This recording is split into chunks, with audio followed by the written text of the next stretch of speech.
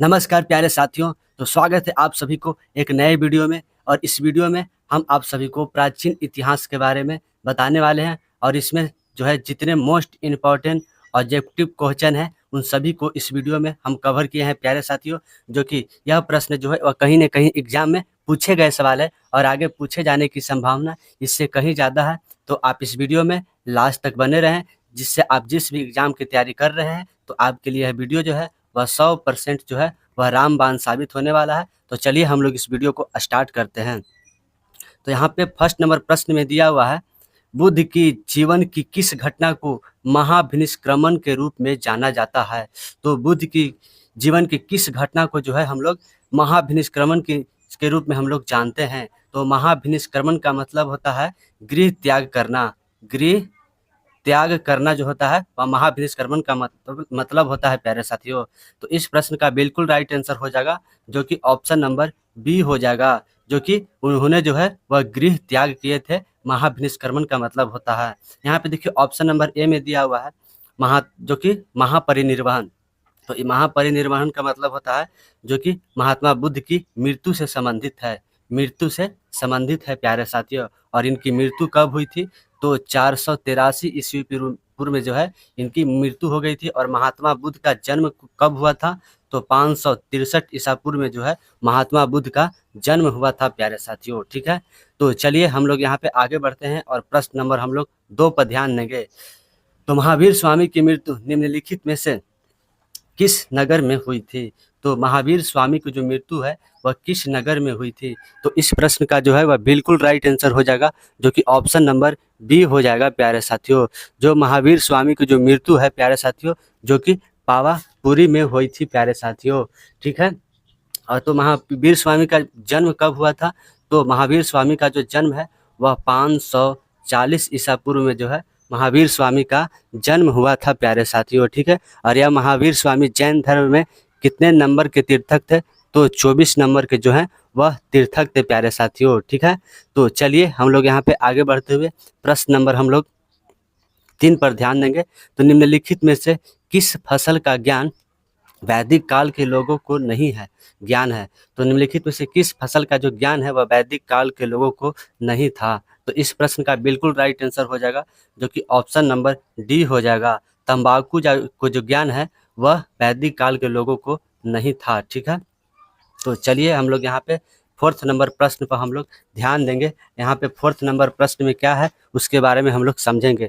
तो किस पशु के अवशेष सिंधु घाटी सभ्यता से प्राप्त जो वह नहीं हुए हैं? तो इस प्रश्न का बिल्कुल राइट आंसर हो जाएगा, जो कि ऑप्शन नंबर सी हो जाएगा। शेर और गाय का जो है वह सिंधु घाटी सभ्यता से अवशेष नहीं प्राप्त हुए हैं प्यारे साथियों। ठीक है, जो कि जबकि घोड़ा और सांप जो है ये दोनों का जो है वह सिंधु घाटी सभ्यता से जो है वह अवशेष प्राप्त हुए हैं। तो चलिए हम लोग यहाँ पे आगे बढ़ते हुए 5 नंबर प्रश्न पर हम लोग ध्यान देंगे। तो सिंधु घाटी सभ्यता में अभी तक किस धातु की प्राप्ति नहीं हुई है? तो सिंधु घाटी सभ्यता में जो है वह अभी तक जो है किस धातु की प्राप्ति नहीं हुई है? तो अभी तक जो है वह लोहा धातु का जो है वह अभी तक प्राप्त नहीं हुआ प्यारे साथियों, जिसमें तांबा हो गया, सोना हो गया और चांदी, ये तीनों धातुएं जो है अब तक सिंधु घाटी सभ्यता से प्राप्त हो चुके हैं प्यारे साथियों। ठीक है, तो चलिए हम लोग यहाँ पे आगे बढ़ते हैं और प्रश्न नंबर हम लोग 6 पर ध्यान देंगे। तो किसने कहा उत्तरी ध्रुव को आर्यों का मूल निवास भारत है? तो यह किसने कहा था? तो इस प्रश्न का बिल्कुल राइट आंसर हो जाएगा, जो कि ऑप्शन नंबर ए हो जाएगा। बाल गंगाधर तिलक जो कहे थे कि उत्तरी ध्रुव का जो आर्यों का मूल निवास कहाँ है, तो वह भारत है। तो चलिए हम लोग यहाँ पे 7वां नंबर प्रश्न पर हम लोग ध्यान देंगे। तो महावीर स्वामी को प्रथम शिष्य कौन थे? तो महावीर स्वामी का जो है वो प्रथम शिष्य कौन थे? तो इस प्रश्न का बिल्कुल राइट आंसर हो जाएगा, ऑप्शन नंबर ए हो जाएगा। जमाली जो है वह महावीर स्वामी का प्रथम शिष्य थे और यह महावीर स्वामी के दामाद थे। वो भी जमाली जो थे वह महावीर स्वामी का दामाद थे प्यारे साथियों। ठीक है, तो चलिए हम लोग यहाँ पे आगे बढ़ते हैं और प्रश्न नंबर हम लोग 8 पर ध्यान देंगे। तो वेदों की संख्या कितनी है? तो यहाँ पे देखिए वेदों की संख्या जो है वह कितनी है? तो इस प्रश्न का बिल्कुल राइट आंसर हो जाएगा, जो कि ऑप्शन नंबर सी हो जाएगा। वेदों की संख्या जो है वह 4 है प्यारे साथियों। पहला में कौन सा है? तो ऋग्वेद। ऋग्वेद जो है ऋग्वेद पहला में हो गया, दूसरा में हो गया सामवेद। साम वेद हो गया, और तीसरा में हो गया अर्थवेद, अर्थवेद हो गया, और चौथा में हो गया यजुर्वेद, यजुर्वेद जो हो गया वो 4th नंबर में हो गया प्यारे साथी, यानी कि वेदों की संख्या जो 4 होती है। तो चलिए हम लोग यहाँ पे आगे बढ़ते हैं और प्रश्न नंबर हम लोग 9 पर देखेंगे। तो गौतम बुद्ध का महापरिनिर्वाण किस राज्य में हुआ था? तो महापरिनिर्वाण का मतलब होता है कि गौतम बुद्ध का जो मृत्यु जो है वह किस राज्य में हुआ था? तो इस प्रश्न का बिल्कुल राइट आंसर हो जाएगा, जो कि ऑप्शन नंबर ए हो जाएगा, जो कि मल्ल में जो है वह महात्मा बुद्ध की जो है वह मृत्यु हुआ था प्यारे साथियों। ठीक है, यहाँ पे पावापुरी, जो कि पावापुरी में किनका मृत्यु हुआ था? तो महावीर स्वामी का जो है, महावीर स्वामी का जो है वह जो कि मृत्यु हुआ था प्यारे साथियों। ठीक है, तो चलिए हम लोग यहाँ पे 10वां नंबर प्रश्न पर हम लोग ध्यान देंगे। तो निम्नलिखित में से बिंदुसार के कौन सा पुत्र दो तक्षशिला विद्रोह को पूरी तरह से जो है वह दबा दिया था? तो इस प्रश्न का राइट आंसर हो जाएगा, जो कि ऑप्शन नंबर बी हो जाएगा। जो अशोक जो थे वह बिंदुसार के जो पुत्र थे वह तक्षशिला में विद्रोह को पूरी तरह से जो है वह दबा दिए थे प्यारे साथियों। यहाँ पे देखिए ऑप्शन नंबर ए में दिया हुआ है सुसीम।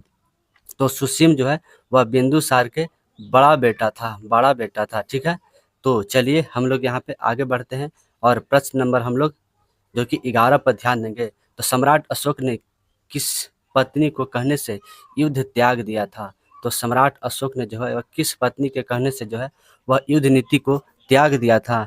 तो इस प्रश्न का जो है वह बिल्कुल राइट आंसर हो जाएगा प्यारे साथियों, जो कि ऑप्शन नंबर ए हो जाएगा, जो कि कारुबाकी जो है वह, जो कि कारुबाकी के कहने से जो है वह युद्ध को सम्राट अशोक जो थे वह त्याग दिए थे प्यारे साथियों। ठीक है, और यहाँ पे देखिए आसाधिका दिया है। तो आसाधिका जो है ये भी सम्राट अशोक की पत्नी थी, पद्मावती ये भी सम्राट अशोक की पत्नी थी, और देवी ये भी सम्राट के अशोक की पत्नी थी प्यारे साथियों। ठीक है, और सम्राट अशोक के जो है कुल 5 पत्नी थे प्यारे साथियों। ठीक है, तो चलिए हम लोग यहाँ पे आगे बढ़ते हुए प्रश्न नंबर हम लोग जो कि 12 पर ध्यान देंगे। तो यहाँ पे 12 नंबर प्रश्न में दिया कि मौर्य वंश का अंतिम शासक कौन था? तो मौर्य वंश का जो है वह अंतिम शासक कौन था? तो इस प्रश्न का बिल्कुल राइट आंसर हो जाएगा, जो कि ऑप्शन नंबर सी हो जाएगा। बृहद्रथ जो है वह मौर्य वंश का अंतिम शासक था प्यारे साथियों। मौर्य वंश का प्रथम शासक कौन था? तो चंद्रगुप्त मौर्य जो है वह मौर्य वंश का प्रथम शासक के रूप में थे प्यारे साथियों। ठीक है, यहाँ पे दूसरी बार जो है वह बिंदुसार बने थे, और उसके उत्तराधिकारी जो है वह अशोक बने थे प्यारे साथियों। ठीक है, तो चलिए हम लोग यहाँ पे आगे बढ़ते हुए प्रश्न नंबर हम लोग 13 पर ध्यान देंगे। तो सिंधु घाटी सभ्यता में किस स्थान से घोड़े की हड्डी प्राप्त हुई है? तो घोड़े की हड्डी जो है कहाँ से सिंधु घाटी सभ्यता में प्राप्त हुई है? तो इस प्रश्न का बिल्कुल राइट आंसर हो जाएगा, ऑप्शन नंबर ए हो जाएगा, जो कि सुरकोटा से जो है वह सिंधु घाटी की जो है घोड़े की हड्डी प्राप्त हुई है प्यारे साथियों। ठीक है, यहाँ पे देखिए ऑप्शन नंबर बी में दिया हुआ है लोथल।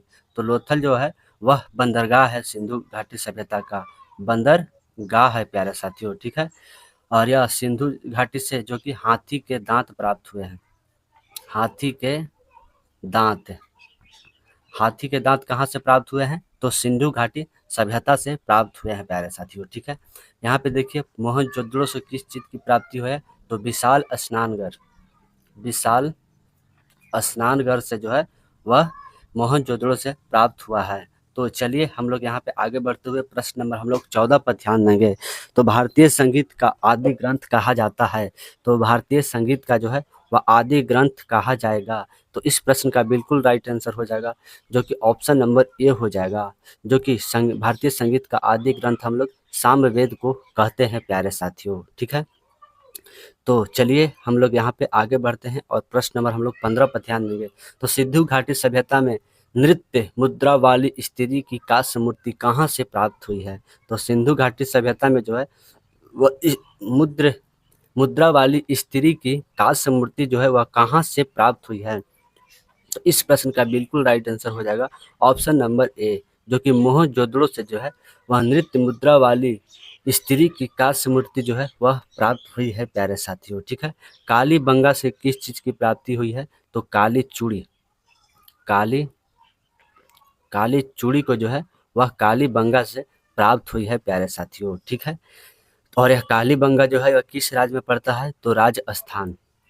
राजस्थान में जो है वह कालीबंगा पड़ती है।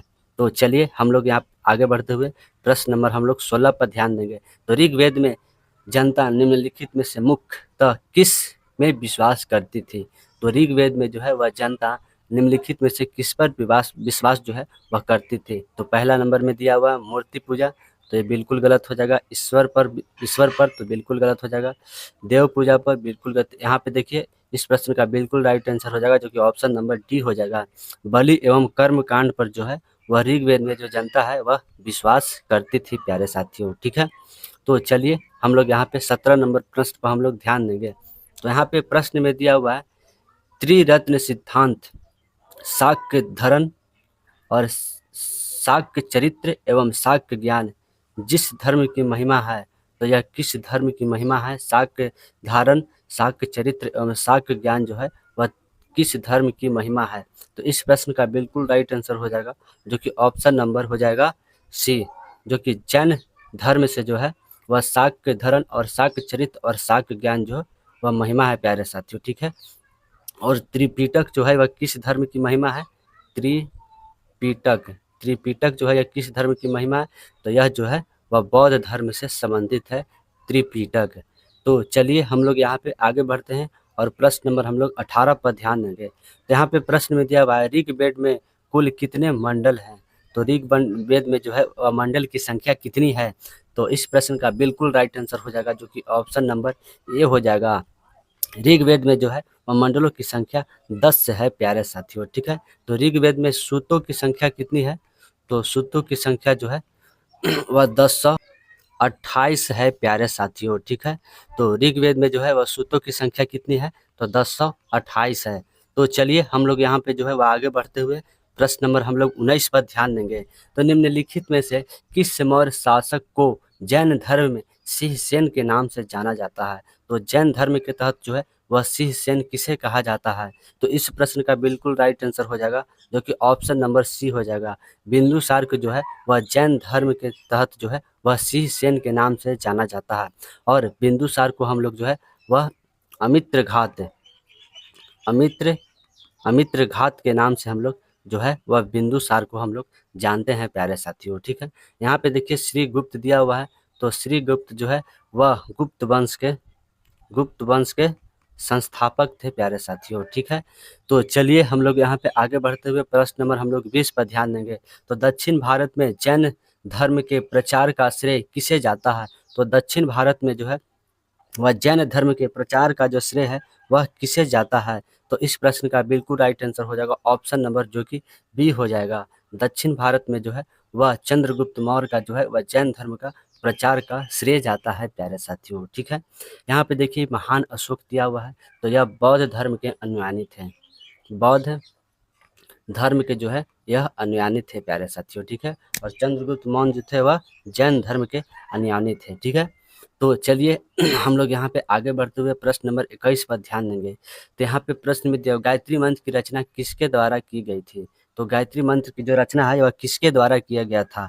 तो इस प्रश्न का बिल्कुल राइट आंसर हो जाएगा ऑप्शन नंबर बी हो जाएगा, जो कि विश्वामित्र द्वारा जो है वह गायत्री मंत्र की रचना जो है वह किया गया था प्यारे साथियों, ठीक है। तो चलिए हम लोग यहाँ पे 22 नंबर प्रश्न पर हम लोग ध्यान देंगे। तो आर्यों का प्रिय पशु कौन सा था? तो आर्यों का जो है वह प्रिय पशु कौन सा था? तो आर्यों का जो प्रिय पशु था वह गाय था प्यारे साथियों, ठीक है। तो इस प्रश्न का राइट आंसर हो जाएगा ऑप्शन नंबर बी। तो हम लोग यहाँ पे आगे बढ़ते हुए प्रश्न नंबर हम लोग 23 पर ध्यान देंगे। तो सम्राट अशोक का जो है वह राज अभिषेक जो है पहली बार कब हुआ था? तो सम्राट अशोक का जो है पहली बार राज अभिषेक जो है वह कब हुआ था? तो 269 ईसा पूर्व में जो है वह सम्राट अशोक का जो है वह राज अभिषेक जो है वह हुआ था प्यारे साथियों, ठीक है। तो चलिए हम लोग यहाँ पे आगे बढ़ते हुए प्रश्न नंबर 24 पर ध्यान देंगे। निम्नलिखित में से कौन सा वेद जादू और माया और वशीकरण का वर्णन करता है? तो कौन सा वेद जो है वह जादू, माया और वशीकरण का जो है वह वर्णन करता है? तो इस प्रश्न का राइट आंसर हो जाएगा ऑप्शन नंबर डी, जो कि अर्थवेद जो है वह जादू, माया और वशीकरण का जो है वह वर्णन करता है प्यारे साथियों, ठीक है। सामवेद जो है वह भारतीय संगीत का संगीत का जो है वह वर्णन करता है प्यारे साथियों। ठीक है, तो चलिए हम लोग यहाँ पे जो है 25 नंबर प्रश्न पर हम लोग ध्यान देंगे। निम्नलिखित में से महान अशोक को बौद्ध धर्म अपनाने की प्रेरणा किससे मिली? तो अशोक, जो महान अशोक थे, इनको जो है वह बौद्ध धर्म अपनाने की जो प्रेरणा है वह किससे मिली थी? तो इस प्रश्न का राइट आंसर हो जाएगा जो कि ऑप्शन नंबर ए हो जाएगा, जो कि निग्रोथा से जो है महान अशोक को जो है वह बौद्ध धर्म अपनाने की जो है वह प्रेरणा मिली थी। तो महान अशोक को जो है वह बौद्ध धर्म की दीक्षा कौन दिए थे? तो उपगुप्त जो है वह बौद्ध धर्म की दीक्षा दिए थे प्यारे साथियों। ठीक है, तो महान अशोक के पुत्र कौन से थे? तो महेंद्र जो थे वह उनके पुत्र थे। तो चलिए हम लोग यहाँ पे 26 नंबर प्रश्न पर हम लोग ध्यान देंगे।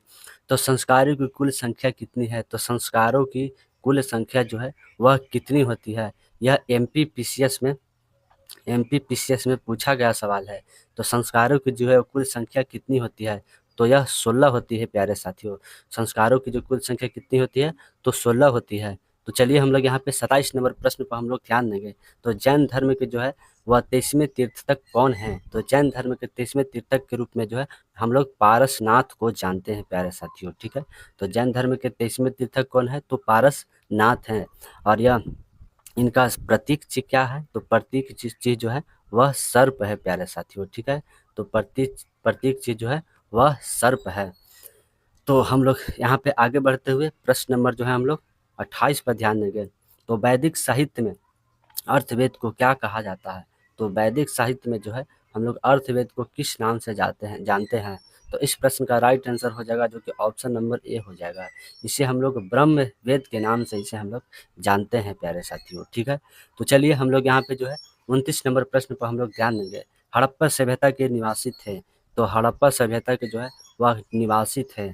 तो इस प्रश्न का राइट आंसर हो जाएगा ऑप्शन नंबर जो कि बी हो जाएगा। हड़प्पा सभ्यता के जो है वह शहरी जो थे वह थे प्यारे साथियों। ठीक है, तो हड़प्पा सभ्यता के जो लोग थे वह कैसे थे? तो शहरी थे। तो ग्रामीण जो थे वह कहाँ के थे? तो मेसोपोटामिया के जो लोग हैं वह ग्रामीण क्षेत्र से आते थे प्यारे साथियों। ठीक है, तो चलिए हम लोग यहाँ पे आगे बढ़ते हुए प्रश्न नंबर हम लोग 30 पर ध्यान देंगे।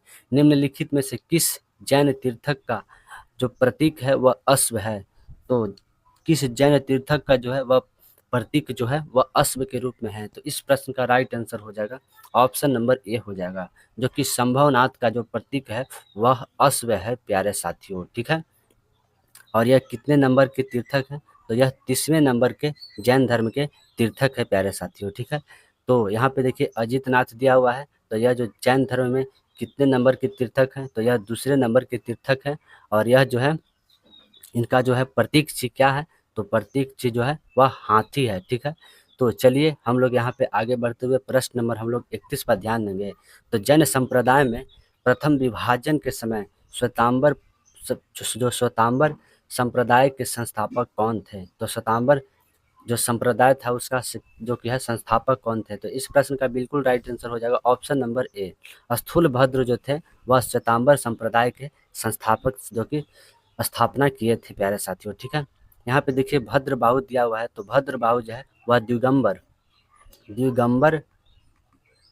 जो संप्रदाय थे उनके संस्थापक थे प्यारे साथियों। ठीक है, तो चलिए हम लोग यहाँ पे 32 नंबर प्रश्न पर हम लोग ध्यान देंगे। निम्नलिखित में से मौर्य काल की राजकीय मुद्रा है? तो मौर्य काल की जो है वह राजकीय मुद्रा जो कि थी प्यारे साथियों। तो इस प्रश्न का राइट आंसर हो जाएगा ऑप्शन नंबर ए हो जाएगा, जो कि मौर्य काल की मुद्रा जो थी वह पन्न के रूप में थी प्यारे साथियों। ठीक है, तो चलिए हम लोग यहाँ पे जो है वह 33 नंबर प्रश्न पर हम लोग ध्यान देंगे। उत्तर प्रदेश में बौद्ध एवं जैन दोनों की प्रसिद्ध तीर्थ स्थल है।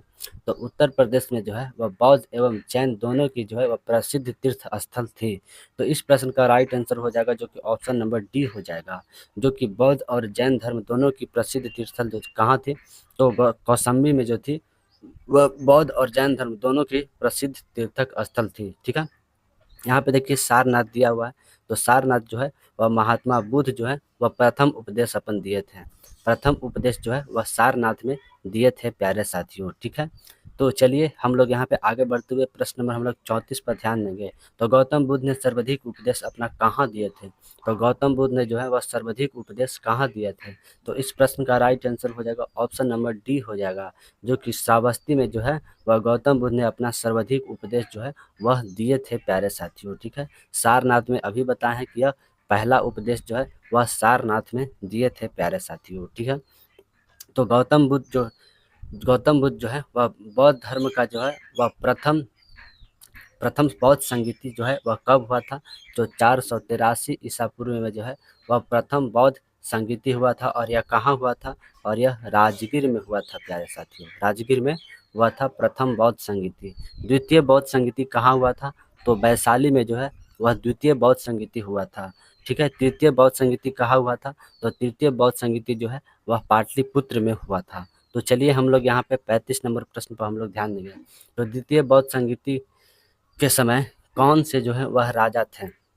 तो द्वितीय बौद्ध संगीति किस राजा के काल में जो है वह हुआ था? तो इस प्रश्न का राइट आंसर हो जाएगा जो कि ऑप्शन नंबर जो कि बी हो जाएगा प्यारे साथियों, जो कि काला अशोक के समय जो है वह दूसरे बौद्ध संगीति हुआ था प्यारे साथियों। ठीक है, प्रथम बौद्ध संगीति के समय कौन राजा थे? तो अजात शत्रु जो है वह प्रथम बौद्ध संगीति के राजा थे प्यारे साथियों। और यह किस वंश से संबंधित है? तो यह हर्यक वंश से जो है वह संबंधित है प्यारे साथियों। ठीक है, काला अशोक किस वंश से संबंधित है? तो यह शिशुनाग वंश से जो है वह काला अशोक संबंधित थे प्यारे साथियों। ठीक है, तो चलिए हम लोग यहाँ पे 36 नंबर प्रश्न पर हम लोग ध्यान देंगे। तो कनिष्क के शासन में बौद्ध सभा किस नगर में आयोजित किया गया था? तो कनिष्क के शासन में जो है बौद्ध सभा किस नगर में आयोजित किया गया था?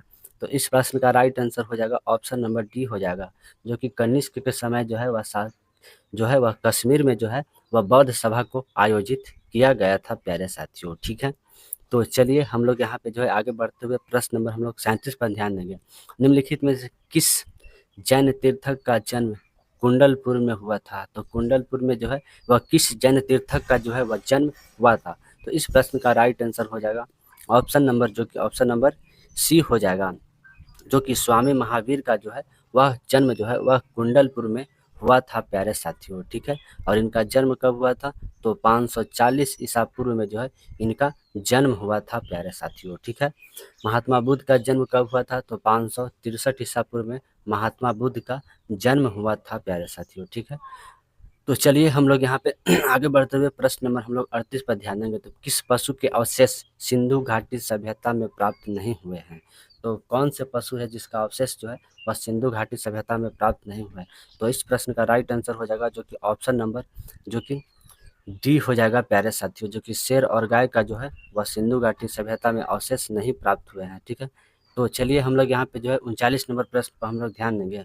तो सिंधु घाटी सभ्यता में विशाल स्नानघर किस पुरातत्व स्थल से प्राप्त हुए हैं? तो विशाल स्नानघर जो है वह किस पुरातत्व स्थल से प्राप्त हुए हैं? तो इस प्रश्न का राइट आंसर हो जाएगा जो कि ऑप्शन नंबर सी हो जाएगा, मोहनजोदड़ो से जो है वह विशाल स्नानघर की प्राप्ति हुई है प्यारे साथियों। ठीक है, यहाँ पे कालीबंगा दिया हुआ है, तो अभी हाल ही फिलहाल बताया कि यहाँ से काला चूड़ी की प्राप्ति हुई है, काला चूड़ी को जो है वह प्राप्ति हुई है प्यारे साथियों। ठीक है, यहाँ पे देखिए हड़प्पा सब दिया हुआ है।